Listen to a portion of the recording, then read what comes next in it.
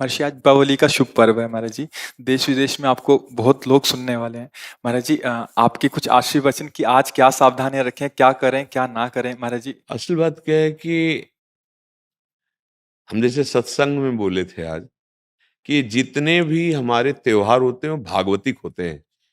इनमें कोई ना कोई संबंध हमारे भगवान की लीलाओं से होता है। जैसे ये दीपावली है तो अवध में भगवान श्री रामचंद्र जी, तो ये उत्सव मनाया गया। दीप, संपूर्ण अयोध्या दीप से प्रकाशित है। भगवान श्री राम 14 वर्ष वनवास के बाद अवध में जो है विराजमान हो रहे चक्रवर्ती सम्राट पद पे। तो ये अब इसे हम घर घर, हमें लगता है पूरे भारत में मनती होगी। सद्भावना तो है, पर हमको ये समझना पड़ेगा कि जैसे हम दीपावली उत्सव में जुआ आदि खेलने लगते हैं, लोग नहीं खेलने लगते कि भाई साल भर तो हम नहीं खेलते, पर दीपावली को तो खेलें। क्यों भाई? कहाँ लिखा हुआ है कि आप दीपावली को वो अपराध करें जिसमें कलयुग का वास रहता है, जिसमें बड़े बड़े धर्मात्माओं की भारी भारी विपत्तियां आई। धर्मराज युधिष्ठिर, महाराज नल, दमयंती, बड़े बड़े पावन चरित्र हैं महापुरुषों के। क्यों? द्यूत कीड़ा में कलयुग का निवास है। कलयुग शराब पीना, मांस खाना, पर स्त्री गमन करना, स्वर्ण चोरी करना, द्यूत कीड़ा करना। द्यूत माने जुआ खेलना। तो जैसे दीपावली को, ज्यादा तो हमें ज्ञान नहीं, पर गांव में हमने देखा था कि जो लोग नहीं खेलते थे वो भी खेलते थे। आज हम दांव लगाएंगे, पर प्रभु से पूजन करो, अपने प्रिया प्रीतम का या भगवत विग्रह किसी का, और बैठ जाओ माला लेकर के 12 बजे रात्रि तक खूब नाम मंत्र जप करो। बड़ा शुद्ध योग, कई गुना बढ़ करके लाभ मिलता है। दीपक जला लो घी का, खूब गुरु मंत्र जपो, नाम जप करो, द्यूत कीड़ा आदि नहीं। ये सब आपको असत मार्ग में ले जाएगी। तो ये जो हमारा त्योहार है, इसका आंतरिक भी स्वरूप है। हमारे हृदय में भक्ति कर दीप, प्रेम करी बाती। हमारे अंदर ज्ञान का प्रकाश, जैसे हम घर में दीपक जलाते हैं तो अंधेरा जाता है ना, बाहर के अंधेरे जाने से हमारे हृदय का अंधकार तो नहीं मिटेगा ना। तो हमें हृदय का भी अंधकार नष्ट करना है। जब बाहर की दीपावली इतनी खुशी दे सकती है, तो अगर अंदर की दीपावली हो जाए तो कितना आनंद आ जाएगा। फिर तो हम आनंद सिंधु में डूब जाएंगे। कौन सा दीप अंदर जलाया जाता है? भक्ति का दीपक और प्रेम की बाती। अगर भक्ति का दीपक प्रेम की बाती हो जाए तो उस प्रकाश जो प्रकट होता है उसे ज्ञान कहते हैं। उस ज्ञान से ये जितनी भी चिंता, शोक, दुख, मृत्यु आदि का भय है, ये सब नष्ट हो जाएगा। आप शरीर नहीं हैं, आपका स्वरूप सच्चिदानंद है। किसी भी शस्त्र अस्त्र की ताकत नहीं कि आपको मार सके, और ये शरीर बच नहीं सकता, क्योंकि ये प्रकृति का है और ये मरेगा। जैसे ये बच्चा से कब जवान हुआ, कब बूढ़ा हुआ आपको पता नहीं चला, ऐसे ही कब मृत्यु आ जाएगी आपको पता नहीं चलेगा, और शरीर छिन जाएगा। ये प्रकाश होता है अंदर। और जब ये बात पता चल जाती कि मैं कौन हूं, तो नाच पड़ता है आत्मानंद। यज ज्ञात्वा स्तब्धो भवति, मत्तो भवति, आत्मा रामो भवति। जिसको जान लेने पर वो शांत हो जाता है, वो मस्त हो जाता है, वो आत्मा राम हो जाता है। ये आई दिवाली अंदर की। तो ये भक्ति कर दीप और प्रेम कर बाती किसी बाजार में नहीं मिलती है। ये बाहरी दीपक और बाती तो बाजार में मिल जाती है, लेकिन ये भक्ति कर दीप प्रेम कर बाती कहाँ मिलेगी? बोले साधु संगति करी अनुदिन राती। यदि भगवत प्रेमी महात्माओं का संग हो जाए तो दीपक भी मिल जाएगा, बाती भी मिल जाएगी, और प्रकाश भी हो जाएगा, और अज्ञान अंधकार नष्ट हो जाएगा। हमें लगता है खूब बढ़िया दीपक जलाए और मंजीरा उठावे, भगवान नाम कीर्तन करे 10 20 50 लोग मिलके, फिर एकांत में नाम जप करे, ठाकुर जी को भोग लगाए, आरती करे। तो ये सात्विक, भगवान आए तो सब उत्सव मनाए, आनंद मनाए, आसुरी प्रवृत्ति वाला कोई भी कार्य ना हो। और अंदर भी जब हम नाम जप करेंगे, भक्ति करेंगे, तो अंदर प्रकाश बहुत जरूरी है। आज हमारे बाहर तो प्रकाश की बहुत बढ़िया व्यवस्थाएं हैं, हाइलोजन बिजली सब चल रही। जब बिजली नहीं तो जनरेटर से चल जाएगा। अंदर अंधकार छाया हुआ है, नहीं छाया हुआ?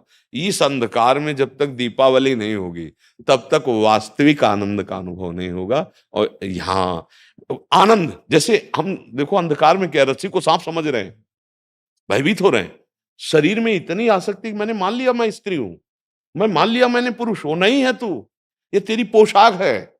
और जितने भी दुख हैं सब इसी में आते हैं। तू काहे को इसको पकड़े हुए है? तू अपने स्वरूप को देख, तू अलग है। अब ये बात समझने के लिए साधन चाहिए।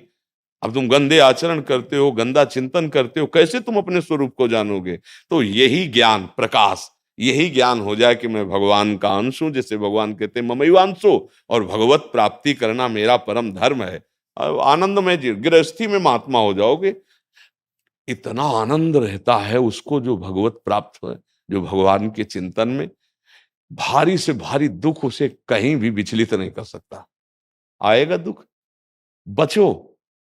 दुख आने के पहले जहां दुख का प्रहार होना है, उससे अलग हो जाओ। बिल्कुल आप अलग हैं। जैसे मेरी टेबल, मेरा हाथ, तो मैं हाथ तो नहीं हूं ना। ऊपर पूरे मेरा शरीर, खुद आप बोल रहे हैं मैं शरीर, ऐसा तो नहीं कोई कहता। मेरा शरीर मतलब ये मैं नहीं हूं। ठीक, अंदर चलते हैं। मेरा मन, मेरी बुद्धि, मैं तो नहीं बोला। फिर और अंदर चलते हैं, कारण शरीर, वो स्वभाव का आ जाता है। बोले मेरा स्वभाव ऐसा नहीं है।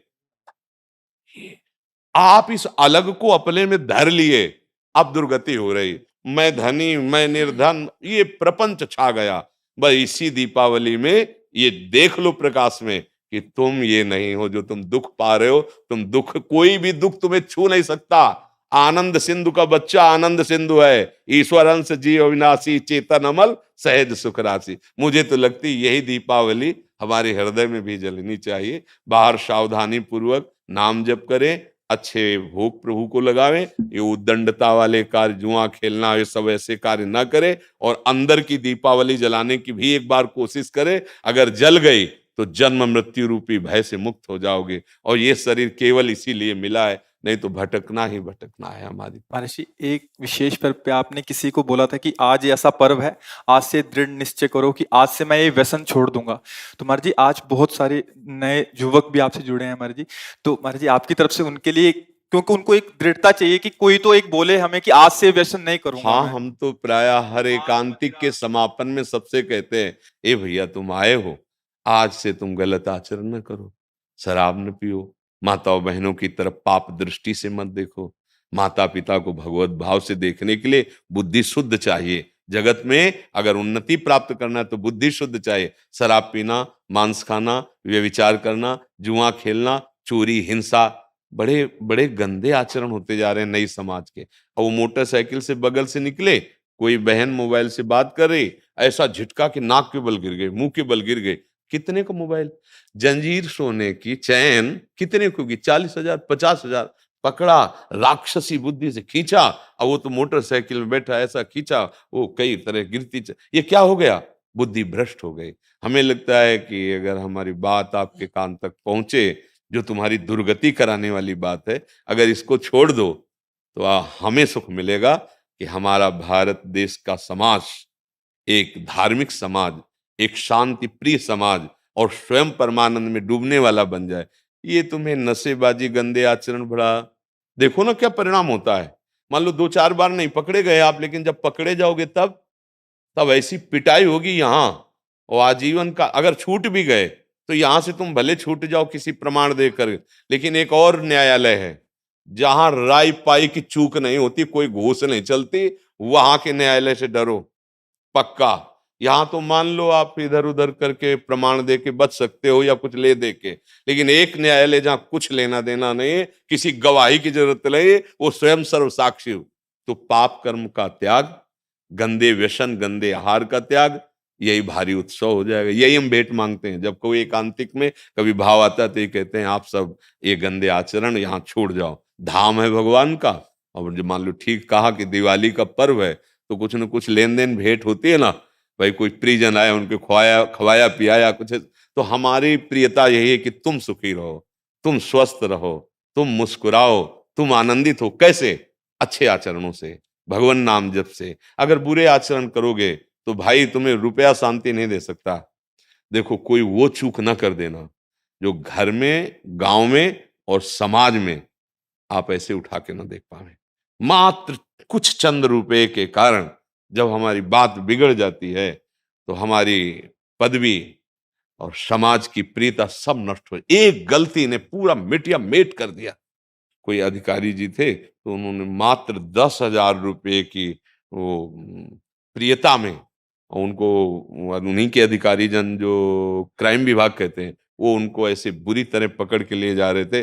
तब मुझे किसी के दबाव और प्रलोभन में आकर कभी वो मत करना कि एक न्याय और विभाग है, वहां तुम्हें कटघरे में खड़ा किया जाए, क्योंकि सबका न्यायाधीश श्री कृष्ण है। वो जब न्याय करता है तो वहां किसी गवाही की जरूरत नहीं रहती। आपका पद, आपकी जो योग्यता, वो हमारे समाज के मंगल के लिए। आप नमक रोटी खाओ, भले आप कष्ट से जियो, लेकिन आप आंख झुकाने वाले नहीं बनो। आंख में आंख डाल के बात करने की क्षमता रहे और अपने पद के द्वारा अधर्म को दंड देने की क्षमता रहे। अगर आप गलती कर दिए तो पढ़ाई लिखाई, माता पिता, समाज, इससे आप आंख नहीं मिला पाएंगे, सब व्यर्थ हो जाएगा। ये क्यों व्यर्थ हो जाता है? जब हमें ये बात समझ में आती कि धन में सुख है, बुद्धि भ्रष्ट हो गई, पतित हो गई बुद्धि। नहीं, धन में सुख नहीं, धर्म में सुख है। आप देखो ना, बहुत आप अधर्म पूर्वक धर्म ले तो आप देखो आपका परिवार बिखर जाएगा, अशांति पैदा हो जाएगी। ऐसी संतानें पैदा होंगी जो आपको हर समय देखकर जलाती रहेंगी। पक्का विश्वास मानना, अधर्म के धन से कभी सुख शांति नहीं मिलती। और ये अधर्म तभी होता है जब हमारी बुद्धि खराब हो, और बुद्धि खराब तभी होती है जब ये 6 बातें होती है। पक्का समझ लेना, शराब पीना, मांस खाना, परस्त्री से या परपुरुष से व्यभिचार करना, और हिंसा करना, और चोरी करना, द्युत कीड़ा आदि चोरी करना, जैसे ये चोरी ही मानी जाती है। अधिकार के विपरीत आचरण करना चोरी ही मानी जाती है। ये जब होगा तो कलयुग बैठ जाएगा, कलयुग को ये स्थान दिए, और कलयुग जब बैठ जाएगा तब दुर्दशा करा देगा। एक बड़े धर्मात्मा महापुरुष की बुद्धि में बैठ गया कलयुग। वो मुकुट लगाने के कारण जरासंध का, तो एक ऋषि के गले में मरा हुआ सर्प डाल दिया और कारण बन गया मृत्यु का।